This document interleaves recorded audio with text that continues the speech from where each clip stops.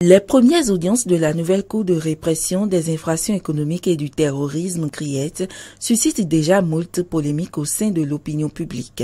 C'est la raison de la sortie médiatique de Maître Séverin Quenome ce 2 octobre 2018.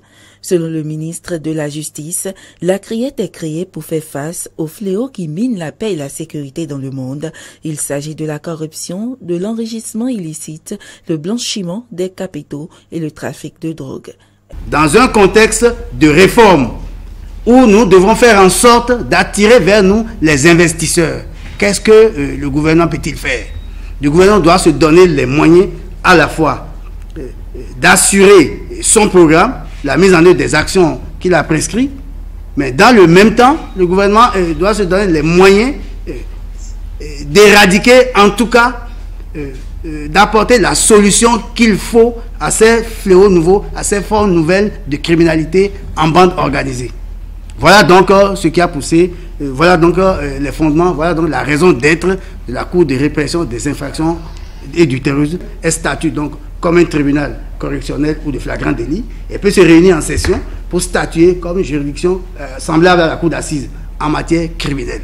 La CRIET a été instituée par le législateur. Elle n'est donc pas un instrument taillé sur mesure destiné à la poursuite de l'opposition ou de certaines personnalités, selon Maître Séverin Quenome.